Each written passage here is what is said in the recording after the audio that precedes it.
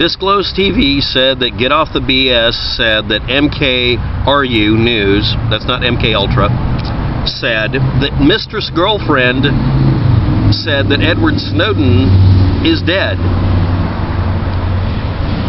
Disclose TV and Get Off the BS were promoting each other back and forth. Back and forth.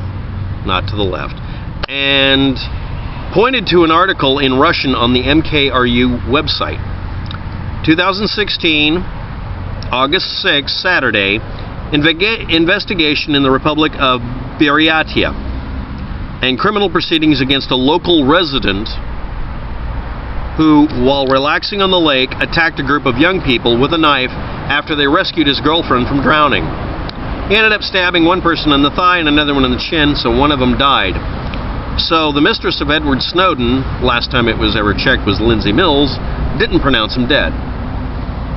Because the story has nothing to do with Lindsay Mills or anybody else's girl and Edward Snowden. That really is it. That's the entire story. Good night. Anyway, and if you want to have a little fun, type in Edward Snowden girlfriend, not Lindsay Mills. I've got the link below. You're welcome. Next. It also suggests, would you like to look at Edward Snowden posing for photos as a male model? That's like my Playgirl photo shoot, right? I'm sorry, but this is funny. I want to make an animated GIF meme, but I'm sure somebody already has done that. And I'm also suggesting, this is an insert, The Far Days Come by Letterbox. I'm suggesting that piece of music. That's what I was listening to before I came out here. Next, a public service announcement. If you own a car that you've stuck a resonator pipe on, it's called a fart cannon in Portland, Oregon, because you just don't want to get a car with good mileage and good power, you're a jerk, because they're annoying and noisy, and everyone thinks you're just a weakling when you use those. I'm going to be doing a video this week on perpetual motion machines and how to debunk them fast. 0-point energy, HHO, hydrogen generators, vague approximation of perpetual generators that use the car engine to create fuel, to burn it to create more fuel, and all the claims made and the backpedaling, how to do this. This is the speed debunk method for debunking this. That'll be sometime this week. Now that we're at that point, I'm going to be covering the roadside service. Thank you very much, everybody, here in our lovely cauldron of agony here at the 3-minute mark. We will start. First comment on one of my previous ones. What the hell does this have to do with Snowden? Very little. Is this some coded message? Sure. Let's see here. Let's do some Morse code and Warner Brothers-ish. That's all, folks. Next.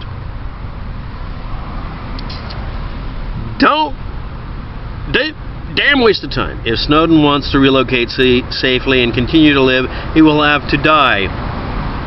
In essence, make them stop looking for him by faking his own death. Pray for him. Hope he is living and found in safe place. Assange will likely do the same. Hope they meet in safe place. Even being in Russia didn't protect him from an assassin. Same for Assange. Hope they have tests for fruit all of his times. And then the guy goes off on Israel because Jews did it. Thank you, Super PAC. Next. Carl's Jr. Yes, someone named their channel that way so I can promote Carl's Jr. It's a block of cheese. Snowden tweets alive, so I'm going to grab that information and dump it in here. Disclose TV board, yada yada yada yada. New email leak. Yes. Next. Someone commenting. I forgot. Anyway, he says he remembers, he knows, he understands YouTube and Google jerking him around. Next, go look up, I'm not going to disclose too much, but look up this Rand Corporation computer that's the Matrix. Next, about 11 minutes in the video, are you speaking of medical problems? Then you close out with revealing the false assumption of Google Quantum Computer. I was conversing with a gentleman about it at an electronics shop, ham radio guy. Let's see. We talked about abacuses and such, and he's making a bunch of postings here explaining certain things. So I'm going to be making a video either debunking or corroborating this, because I'm not interested in just debunking. I look up stuff people present to me. And again, to the person who didn't understand what the bad job with WAPTAC, roadside service, is about, that's why I do. Controlled Opposition responds, yeah, he's been speaking about the trolls and propagandists and salesmanship on the net for a long time that countries do, and commented that in Russia, the Russian government, or whatever you want to call it, propagandizes within their own borders more often than not, and also within the United States almost as much. Yeah, about each other, and it's hip deep and 50 miles wide, and I know. I also like to point out something I did before, but I'm going to be more explicit about it. That good old boy you follow on YouTube, Twitter, Facebook, whatever, who seems so dyed-in-the-wool American and Constitution, and a lot of these people give away little details in the way they communicate that prove that they're not from the United States, and it's not that they're immigrants, it's that they're actually from another country and they're propagandists. I catch on to this, but I still make myself have to prove it. Can't prove it most of the time if they're good. Always double check what the person's saying by seeing where they get the information from and corroborating. Again, Edward Snowden was not declared dead by his girlfriend because the story that was cited as the primary source had nothing to do with anybody involved in this. Next. Galactic North commented, the basic presumption and assumption. First week of school. Damn you for remembering this. And now we have the problem of all that information. Yes, it was on a video about people's behavior. Next! But yeah, a bunch of... Anyway, here we go. Fractal One has noticed. Senpai sees me. So, here we go. Is this person a relative or something? Because he noticed, because there's no other way for him to notice a snackin' winnow? Caffin winnow. No, chaffin winnow. I was using my YouTube feed page, which Google wants you to stop having, to post a set of links to all sorts of sources and compare them to the presumed name I have. We're going to go into identity theft and faking an identity day one, and this is the reason I didn't do a video on this subject at the 8-minute mark here. The only people have asked me, how do you erase yourself from the net? Well, the net is not really designed to erase your stuff. You can beg for it, plead for it. Actually, bribing ISPs and internet providers and websites just makes them want to store it longer. I've never revealed my actual identity on the net once. Not even to my bank. When I came into there and they said, well, we're going to activate banking, I said, okay, I'm going to close my account. You're doing web-based banking? Okay, can I change the name on it so that it doesn't show up in the data feed because you don't use SSL, Secure Socket Layer, when I log in, you dumbasses? Are you going to let me have control over this? Are you going to stop being a gigantic freight train-sized security error? That was actually one of my first experiences with dealing with this because I'd spent most of my time always being anonymous. Anonymous doesn't mean you use a nom de plume, it means that you create a fake you. There's the promiscuous version of you that travels the net and futzes around, and then there's the other version that literally is a ghost. And I also did if you're looking at that feed, go to my channel, look for the, click the one that lists the videos without actually playing them, because YouTube should stop auto-playing videos, and change what it says at the top after the channel's random number generator named to about to get to my about page so you can flag my account, or feed so you can see what I've been typing there. A little notebook. In there you'll also see me posting accidentally a whole list of privacy tools. But the biggest privacy tool is never actually putting in your real name or identity. Here we go with the quasi-explanation. I don't give people my actual birth date. It's January 1st of 2000, or no, excuse me, 1968. It gets my age right, kinda. Never post your actual birthday.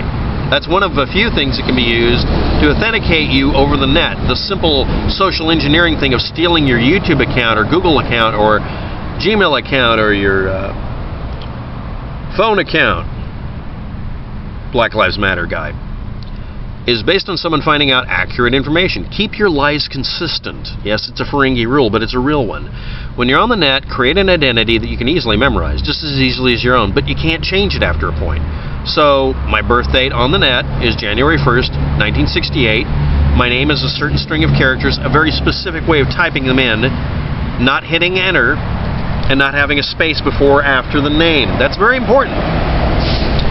Next, I have 2 layers of passwords. One of them is an insanely easy to guess one that I use on purpose so that I'll know if somebody's trying to guess my password. It's called a honeypot. Next layer is a cryptographically significant password that I made myself memorize, which is a screaming pain in the rump. And you can't change it. This is the static password. This is the one you use, but you never type it in on the net. You use it on a computer to unpack passwords or whatever, but it's a cryptographically significant thing. Next, my bank site won't let me use cryptographically strong passwords. Does Facebook? Yes. Did Google do that? No, but they wanted you to use your real freaking name. I'm also going to include links on ways you get spied on, if you want. But honestly, you already know all this stuff. Basically, if you have a false identity and you use it, you use a doppelganger name, you can be okay. Yes, someone going around as my persona on the net trying to ruin it. My identity as a person isn't affected. How to Be Invisible by J.J. Luna. I'll try to include yet another link to it so somebody reads it. The point I'm making here is, when you're on the net, you create 2 identities, neither of which are you. Why would you ever, under any conditions, put in your real name? Now I'm going to talk about the DMCA takedown toy on YouTube. I have an anonymous account. Why the hell would I give him my real name? Why would you? Corporations don't. Do you think that Turner Network Broadcasting actually uses any person's name? No, they use a business name. Did you know some cities and counties are so desperate to get your business, they'll let you set up an LLC for free? Just keep it maintained, because a year later they want $5. Or $3.20 is actually what it was, now it's $5. So every year you renew an identity that is your actual legal name, slightly different arrangement for letters.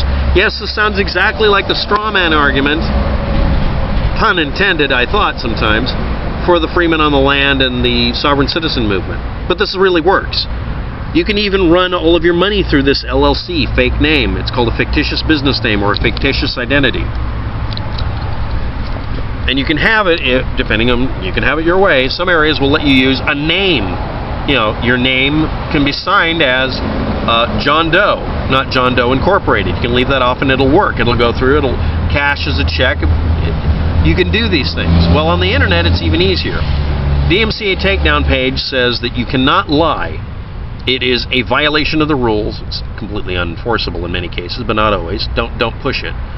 But as long as you're not lying about the identity of the person making the complaint, in this case an agent of service rather than doubt, sort of like counterdmca.com or org or net, I'll include a link below,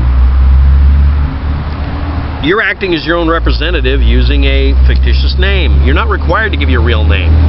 You're just required to keep your identity, your lies, consistent. I did an experiment this week taking down someone's video because they were being a jerk towards me, uploading the entire video, and then just putting a bunch of crap in it, just being a jerk. Now, I don't normally flag a video. It's a dick move. But I did this as an experiment, and because the person basically dared me to do it, so I did it. Here's my problem. I don't want channels to get flagged for putting up a video. They should just have the video taken down. If it's part of the video, I should have the option of saying, yeah, delete that part. Why is the draconian behavior aimed at people, but not corporations that violate DMCA all the time? Thanks for watching. Have a good day. Good luck with that. And this has been Roadside Service with WAPTech.